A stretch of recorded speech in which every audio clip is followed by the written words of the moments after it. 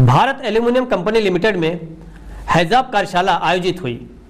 इसका उद्देश्य बाल्को संयंत्र परिसर को दुर्घटना शून्य बनाना और बाल्को कर्मियों को कार्यस्थल पर पूरी सतर्कता के साथ विभिन्न कार्यों को अंजाम देने की वैज्ञानिक विधियां सिखाना था। इसमें बाल्को के विभिन्न विभागों के 27 अधिकारियों ने हिस्सा लिया। बाल्को लर्निंग सेंटर में आयोजित 2 दिवसीय हैजाब कार्यशाला में रिस्केम इंजीनियरिंग चेन्नई के तकनीकी विशेषज्ञ डॉक्टर ए कोशी ने प्रतिभागियों को सुरक्षा से संबंधित महत्वपूर्ण पहलुओं से अवगत कराया। बाल्को संयंत्र के विभिन्न विभागों में रसायन, धातु कर्म और संरचना संबंधी अनेक प्रकार की गतिविधियां होती हैं, जिनके दौरान लापरवाही बरतने से बड़ी दुर्घटना हो सकती है।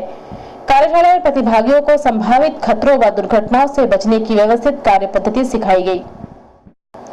तकनीकी विशेषज्ञ डॉक्टर ए कोशी ने बताया कि वर्तमान औद्योगिक परिदृश्य में कामगारों को ज्यादा से ज्यादा सुरक्षा मुहैया कराना किसी भी संस्थान का उद्देश्य होना चाहिए। दुर्घटना रहित वातावरण में ही कर्मचारी बेहतर प्रदर्शन कर सकते हैं और उत्पादन की गुणवत्ता बढ़ा सकते हैं। उन्होंने हैजाब अध्ययन के महत्व पर भी प्रकाश डाला। I am Dr. Koshi. I am carrying out a risk assessment and a hazard study for the entire Balco project, for the new smelter project as well as for the existing project. Our main purpose here is to identify hazard during operation, during storages and during transportation. So we are trying to identify hazard using scientific techniques and trying to document them in a proper report, and then also suggesting measures to reduce the hazard and also mitigate the hazard, because the safety of people are the most important here, and many of the hazards go undetected and unnoticed. So we want to identify those hazards and bring it to the notice of the management, to the supervisors, to the operators, so that some action can be taken to bring down and people can work safely without the fear of anything happening. In today's world, things are changing very fast, and new equipment, new procedures, new people are coming into the companies who may not know about the safety aspects. So HAZOP has to be continuously carried out, done periodically, as well as within the department itself. Like I am coming from outside and doing the HAZOP, but maybe HAZOP should be carried on by people working inside the department periodically, so to identify more hazards, thereby you can control them. That is the reason why we are doing it now. Balco के अधिकारियों ने भी हैजाब कार्यशाला की सराहना की। उनका मानना था कि कार्यस्थल पर विभिन्न प्रकार के जोखिमों के ज्ञान से कर्मचारी ज्यादा समझदारी से अपना कार्य कर सकेंगे। Hazard operability, at the same time risk assessment classes were also taken. इसमें से हर एक SBU से totally 26 people had come. Smelter से जैसा 11, alumina से 10, 8 and 4 from fabrication.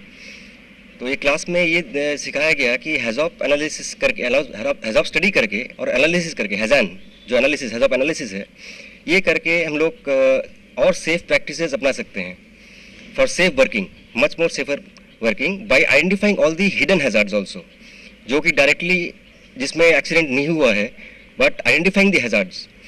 हम लोग ओशास के तहत में हिरार्क किए हुए हैं, hazard identification, risk assessment and risk control by pointing out the activities.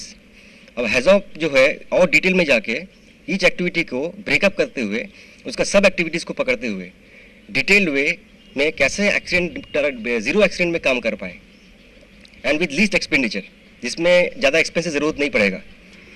जो हैज़ार्ड स्टडी और आपका रिस्क एनालिसिस के बारे में जो डॉक्टर कोशी जो चेन्नई से आए हुए थे, उन्होंने जो हमें बताया, उसके हिसाब से ये है कि यदि हम अपने जो प्रेजेंट पोटेंशियल जो हैज़ार्ड्स हैं उन्हें हम कम करते हैं तो हमारी रिस्क जो है कम होते जाएगी और सेफ्टी जो है अप होते जाएगा। 2 दिन का ट्रेनिंग प्रोग्राम अटेंड किए हैं। इसका मेन जो रिलेशन है प्रोसेस से भी संबंधित है। क्योंकि मैं प्रोडक्शन में से रिलेटेड हूँ और बहुत सारे एक्टिविटीज़ इन्वॉल्व हैं, उस एक्टिविटीज़ के दौरान बहुत से एक्सीडेंट्स, हज़ार्ड्स होते रहते हैं। तो इनको हम कैसे कम करें, काम अच्छा करें, कम डेविएशन में, कम नुकसान में ज़्यादा फायदा। किसी काम के तहत जो रिस्क है उसके करने में, उसको हम यदि आइडेंटिफाई कर लें और उसको मिनिमाइज करके हम काम करें तो निश्चित रूप से हमको अच्छी रिजल्ट मिलेगी।